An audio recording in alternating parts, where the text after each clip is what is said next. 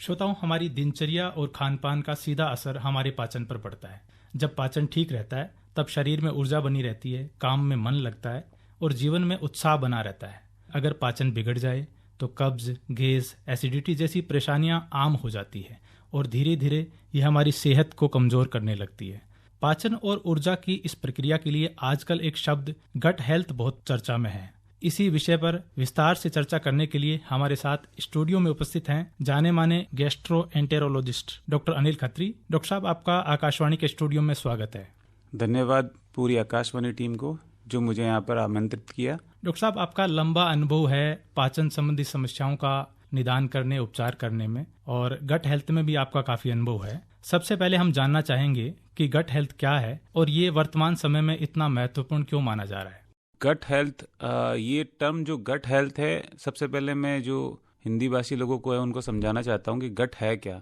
गट होती है जो हमारी मुंह से स्टार्ट होके जो गुदा द्वार है जहाँ से लैट्रिन निकलती है वहाँ होती है। लगभग ये 8 से 9 मीटर तक होती है। इसका पहला पार्ट होता है खाने की नली, जिसको आहार नली बोलते हैं। फिर हमारा पेट आता है, उसके बाद छोटी आंत और बड़ी आंत। ये पूरी है हमारी गट। अब ये गट हेल्थ क्या है, जैसे कि हमारी पूरी पृथ्वी पर बायोडाइवर्सिटी है, ह्यूमन है, बर्ड्स है, अदर स्पीसीज है, तो ये पूरी एक बायोडाइवर्सिटी है। वैसे ही हमारी गट के अंदर भी trillions of bacteria, virus, fungi, ये सब कुछ है। तो ये डाइवर्सिटी मेंटेन करके रखना पड़ता है। अगर ये इसमें थोड़ा सा भी डिस्टर्बेंस हो जाए, या पर्टिकुलर बैक्टीरिया या पर्टिकुलर वायरस या बढ़ जाए, तो उसके अंदर हमारे पूरे शरीर पर इम्पैक्ट पड़ता है। इसी को बोलते हैं गट हेल्थ। ये गट हेल्थ इसलिए जरूरी है क्योंकि ये अगर इनके अंदर डिस्टर्बेंस आता है, जिसको बोलते हैं हम डिसबायोसिस, मतलब हमारा पर्टिकुलर एक टाइप का बैक्टीरिया बढ़ जाना, खराब बैक्टीरिया का बढ़ जाना और अच्छे बैक्टीरिया का कम हो जाना, तो उसको बोलते हैं हम डिसबायोसिस। उसके कारण इन फ्यूचर में जैसे ही हमारा डिसबायोसिस होता है, सबसे पहले जो इनिशियल सिम्टम्स होते हैं वो होते हैं गैस, कब्ज, इनडाइजेशन, खट्टी डकारे आना। ये इनडाइजेशन के सिम्टम्स है, ये शुरुआती लक्षण है। इसमें हमें समझ जाना चाहिए कि हमें अपने गट हेल्थ को सुधारना है, नहीं तो इन फ्यूचर इनसे आने वाली प्रॉब्लम के लिए तैयार रहना है हमें, जैसे कि fatty liver, sugar, diabetes, thyroid और हार्ट की समस्या। जैसा कि आयुर्वेद में बोला गया कि बीमारी की शुरुआत हमारे गट से ही होती है, पेट से होती है। अगर पेट ठीक है तो सब कुछ ठीक है जी। क्या ये इम्यूनिटी या रोग प्रतिरोधक क्षमता को प्रभावित करता है? बिल्कुल। गट बहुत सारी बीमारियों को डेवलप करने में हेल्प करता है। अगर आपका गट ठीक नहीं है तो आपको आने वाले फ्यूचर में फैटी लीवर के चांसेस बढ़ जाएंगे, पेट में अल्सर की समस्या, कब्ज, गैस, साथ में शुगर की समस्या, हार्ट की समस्या। ये सारा का सारा इन्वायरमेंट अगर चेंज होगा गट का, तो डेफिनेटली आप इन फ्यूचर इन समस्याओं से जूझेंगे। जी, आपने तमाम बीमारियों के नाम लिए। ऐसा माना जाता है कि अगर पेट ठीक रहता है तो हमारा मन और मस्तिष्क भी ठीक रहता है। क्या ये हमारे मूड को भी प्रभावित करता है? बिल्कुल। ये एक गट ब्रेन एक्सिस है, मतलब दिमाग का और गट का एक एक्सिस होता है जी। वो आपस में जुड़े हुए रहते हैं। अगर आपका गट ठीक रहेगा तो आपका मस्तिष्क ठीक रहेगा। अगर आपका मस्तिष्क खराब रहेगा, जैसे कि स्ट्रेस, अगर स्ट्रेस ज्यादा होगा मस्तिष्क के अंदर तो वो गट को भी इम्पैक्ट डालेगा जी। गट अगर ठीक रहता है तो आपका मूड ठीक रहेगा, आपको काम करने की इच्छा शक्ति बढ़ेगी, आप हमेशा एनर्जेटिक रहोगे। जी। आजकल आम लोगों में देखा गया है कि मतलब हर किसी को थकान है, थोड़ी देर में सांस फूल जाती है। ये सब उससे कनेक्टेड है गट ब्रेन एक्सिस के थ्रू। दोनों एक दूसरे के पूरक के रूप में काम करते रहते हैं। बिल्कुल। लेकिन ऐसा बहुत बार होता है कि न चाहते हुए भी पेट खराब हो जाता है। गट हेल्थ में ये समस्या क्यों हो जाती है? वो कौन से कारक हैं जो हमारी गट हेल्थ को बाधित करते हैं? पहले हम लोग यूजुअली बहुत ज़्यादा मतलब फ्रिक्वेंटली वॉक करते थे, या हमारे पास वाहनों की कमी थी तो हम लोग बहुत ज़्यादा वॉकिंग करते थे। दूसरा, हम लोग कुछ भी खा लेते तो हम बोलते थे हम लोग तो कुछ भी खा लें और वो डाइजेस्ट हो जाता था जी। बट आजकल जैसे जैसे हमारी एक्टिविटी कम होती जा रही है, हम लोग मोबाइल से जुड़ते जा रहे हैं या सोशल मीडिया से जुड़ते जा रहे हैं, हमारी एक्टिविटी कम होती जा रही है, तो उससे पूरे गट पे, स्पेसिफिकली पूरी बॉडी पर ही इसका इम्पैक्ट पड़ता है। जितना ज़्यादा हम मूवमेंट करेंगे, हमारी गट भी मूव करेगी तो हमारी पाचन शक्ति भी बढ़ेगी। अक्सर ये बीमारियां जो है वो ग्रामीण क्षेत्र में कम मिलती है और शहरी क्षेत्र में ज़्यादा मिलती है। इसी का यही कारण है कि ग्रामीण क्षेत्र वाले लोग हैं वो हार्ड वर्किंग होते हैं, तो उनमें ये समस्या कम है। शहरी क्षेत्रों में लोग हैं वो बहुत ज़्यादा मूवमेंट कम करते हैं, एक्टिविटी नहीं रहती है उनकी, एक ही जगह पर बैठे रहते हैं, वर्क भी उनका ऐसा ही रहता है, तो उनके अंदर समस्या दिन ब दिन बढ़ती जा रही है। शुगर की समस्या है जो ग्रामीण क्षेत्र में कम है, हार्ट की समस्या है जो ग्रामीण क्षेत्र में कम है, जितनी भी बड़ी से बड़ी बीमारियां हैं वो शहरी क्षेत्र में ज़्यादा इसी कारण है। क्या नींद की गुणवत्ता या नींद का जो समय है वो इसे प्रभावित करता है? बिल्कुल, अगर आप प्रॉपर स्लीप नहीं करोगे, अगर आप प्रॉपर नींद नहीं लेंगे, 7 से 8 घंटे प्रॉपर नींद होती है नाइट की, अगर आप इसको प्रॉपरली नहीं लोगे तो डेफिनेटली आपके गट पे भी इम्पैक्ट करेगी। अक्सर कई लोगों को जिनको कॉन्स्टिपेशन की समस्या रहती है, अगर वो प्रॉपर नींद नहीं लेते हैं तो अगले दिन डेफिनेटली उनको बाउल मूवमेंट में इम्पैक्ट पड़ेगा और गैस की समस्या बढ़ेगी। डॉक्टर साहब, हम वैश्वीकरण के दौर में हैं, ऐसे में पाश्चात्य शैली के बहुत सारे खान पान हमारे यहाँ पहुँच गए हैं, जिसमें फास्ट फूड, जंक फूड, उसकी तरफ युवा ही नहीं बच्चे बूढ़े सभी तेजी से उसकी ओर आकर्षित हो रहे हैं। गट हेल्थ पर इनका क्या असर पड़ता है? अक्सर हमने देखा होगा कि मतलब जो रसोई में जो औरतें काम करती है जी, तो जो सिंक होता है, सिंक से सारा खाना हमारा वेस्टेज एक पाइप के थ्रू ड्रेनेज में जाता है। जी, तो वैसे जैसे वहाँ पर कचरा जमा हो जाता है और वो ब्लॉक हो जाता है तो उसको साफ करने के लिए हमें पर्टिकुलर सफाई करनी पड़ती है उस सिंक की। वैसे ही हमारा यही है, जितना जंक फूड हम खाएंगे, जितना ऑयली फूड खाएंगे, जितना मैदा खाएंगे, जितना हम खाने के बीच में गैप नहीं रखेंगे, दिन ब दिन मतलब पूरे दिन में हम कुछ ना कुछ खाते रहेंगे, तो वो जो गट है आपका वो कभी क्लीन नहीं हो पाएगा। जी, वो क्लीन नहीं होगा तो डेफिनेटली जो उसकी अवशोषण, जो न्यूट्रिशन को अवशोषण करने की क्षमता है वो कम हो जाएगी। जी, तो वहाँ पर सूजन पैदा होगी, कब्ज की समस्या होगी, गैस बनेगी, वहाँ पर हार्मफुल बैक्टीरिया डेवलप होंगे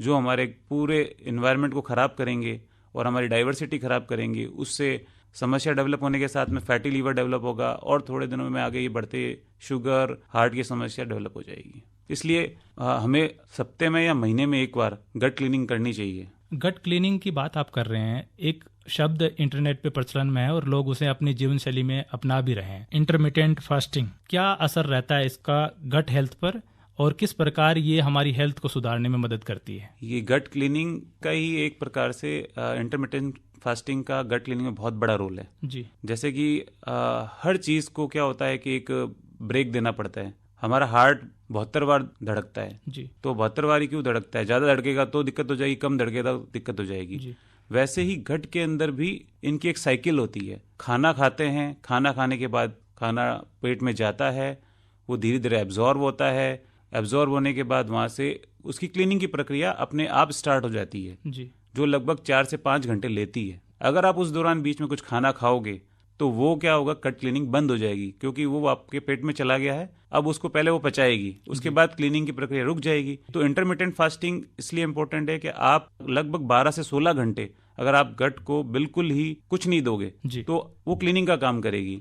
वो क्लीनिंग खाली गट का ही काम नहीं करेगी, वो आपके दूसरे ऑर्गन का भी क्लीनिंग का काम करेगी, जैसे कि लीवर है, जैसे किडनी है। तो इंटरमिटेंट फास्टिंग का बहुत जगह रोल है। शुगर आपकी कंट्रोल कर देगी, आपका मोटापा कंट्रोल करेगी, आपका हार्ट डिजीज में हेल्प करेगी। कई रिसर्च में ये पाया गया है कि जो आप इंटरमिटेंट फास्टिंग में है, जो कैंसर की सेल्स है वो भी डैमेज कर देती है, कैंसर से भी प्रिवेंट करती है, और अगर कैंसर कहीं छोटा मोटा डेवलप भी हो रहा है तो उस सेल्स को भी मारेगी गट क्लीनिंग के टाइम ही और इंटरमिटेंट फास्टिंग के टाइम ही। जैसे हमारे शरीर को जरूरत पड़ती है आराम की, ठीक उसी प्रकार हमारे पाचन तंत्र को भी आराम की जरूरत है, उसे बीच बीच में ऐसे आराम दिया जाना चाहिए। बिल्कुल। डॉक्टर साहब, कौन से ऐसे कारक हैं जिनसे हम अपनी गट हेल्थ को सुधार सकते हैं और उसे और अच्छा बनाते हुए हमारे मन, मस्तिष्क और हमारी जीवन शैली को, साथ ही हमारे संपूर्ण स्वास्थ्य को अच्छा बना सकते हैं? जितनी भी बीमारियां हैं वो लाइफस्टाइल रिगार्डिंग, जो जितनी बीमारियां हैं, बढ़ती जा रही बीमारियां हैं, वो सब लाइफस्टाइल के रिगार्डिंग है। हमें सबसे इंपॉर्टेंट है कि हमें उसको प्रिवेंट करना है। प्रिवेंट कैसे कर सकते हैं? स्मोकिंग हो गया,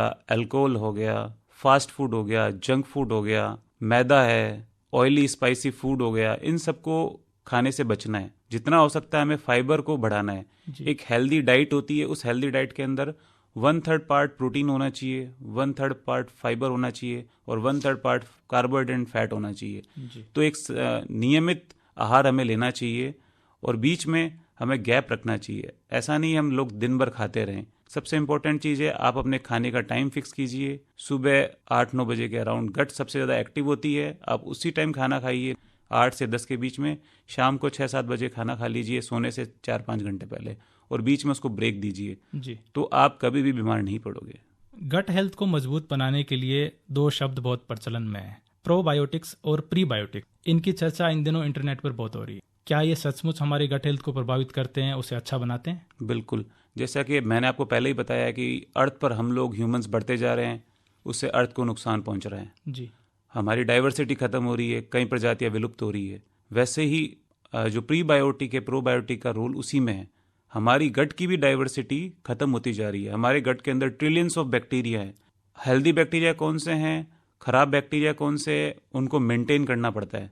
वो मेंटेन कैसे होता है? आप अच्छा खाएंगे, फाइबर ज़्यादा लेंगे तो हेल्दी बैक्टीरिया डेवलप होंगे। अगर आप बुरा खाओगे, खराब खाओगे, इन्फेक्शियस खाना या गंदे पानी की सब्जियां हो गई या केमिकल वाला खाना खाओगे तो हार्मफुल बैक्टीरिया डेवलप होंगे और उससे क्या होगा, हमारी डाइवर्सिटी खत्म होगी। तो प्रीबायोटिक और प्रोबायोटिक में सबसे बड़ा रोल है फाइबर का। अगर फाइबर खाओगे प्लस फर्मेंटेड फूड का इसके अंदर बहुत बड़ा रोल है जो प्रोबायोटिक का काम करते हैं जी। फाइबर हमारे गट की ग्रोथ के लिए काम करते हैं, वो प्रीबायोटिक का काम करते हैं। ये दोनों ही बहुत इंपॉर्टेंट है। ऐसे कुछ खाने के उदाहरण आप देना चाहेंगे? बिल्कुल, जैसे कि ग्रीन लीफ वेजिटेबल्स है, फ्रूट्स से ज़्यादा लीजिए आप खाने में जी। जैसा मैंने आपको बताया कि 1/3 आपका खाने में फाइबर ज़्यादा होना चाहिए। फाइबर में आप फ्रूट्स ले लीजिए, एप्पल हो गया। आजकल सुपर फूड का बहुत चलन चल रहा है जी। सुपर फूड में स्पेसिफिकली जो ब्लूबेरीज हैं, स्पेसिफिकली आपके सीड्स हैं जी, सोया सीड्स हो गए, ये इम्पोर्टेंट है। डॉक्टर साहब, हमारे श्रोताओं को अंत में आप क्या संदेश देना चाहेंगे जिससे वो पाचन संबंधी समस्याओं से निजात पाएं और अपने स्वास्थ्य को और बेहतर बना सकें? मैं चाहूँगा कि सब अपने गट को हेल्दी रखने के लिए जो मील प्लान है वो स्पेसिफिकली फोकस रखें जी। उसमें जंक फूड को अवॉइड करें, ऑयली स्पाइसी फूड को अवॉइड करें, फाइबर अच्छे से अच्छे लें, अच्छी मात्रा में लें। जी। इंटरमिटेंट फास्टिंग कर सकते हो जो हमारे आयुर्वेदिक विज्ञान में लिखा हुआ है। हमें सप्ताह में एक बार फास्ट जरूर करना चाहिए, उसका बहुत बड़ा रोल है। वो इंटरमिटेंट फास्टिंग ही एक तरीके से, और वो गट को क्लीन करने में हेल्प करती है। साथ में डेली व्यायाम या फिर एक्सरसाइज रूटीन में जरूर करें। कम से कम डेली 30 मिनट की एक्सरसाइज प्लस 5 दिन जरूर अपनी हैबिट में डाल लीजिए जी। उससे जैसे आप व्यायाम या फिर आप एक्सरसाइज करेंगे, आपकी पूरी बॉडी मूव करती है, आपके जॉइंट्स खुलते हैं, आपके हार्ट की नाड़ियाँ खुलती है, वैसे गट भी मूव करती है, उससे गट की क्लीनिंग अच्छे से होती है। और गट क्लीनिंग अच्छी होगी तो आपके सारे जो फैटी लीवर है, डायबिटीज़ है, हार्ट की समस्या है और आपका मस्तिष्क जिसमें मूड आजकल लोगों को बहुत चेंज होता रहता है, वो सारा हेल्दी रहेगा। डॉक्टर साहब, आपने गट हेल्थ पर इतनी महत्वपूर्ण जानकारियां हमारे श्रोताओं तक पहुंचाने का प्रयास किया है। मैं ये उम्मीद करता हूं कि हमारे श्रोता इन सब बातों को सुनकर अपनी पाचन संबंधी समस्याएं जो है उनसे निजात पाएंगे और अच्छी जीवन शैली अपनाएंगे। आप स्टूडियो में आए इसके लिए आपका बहुत बहुत धन्यवाद। धन्यवाद आकाशवाणी टीम का भी।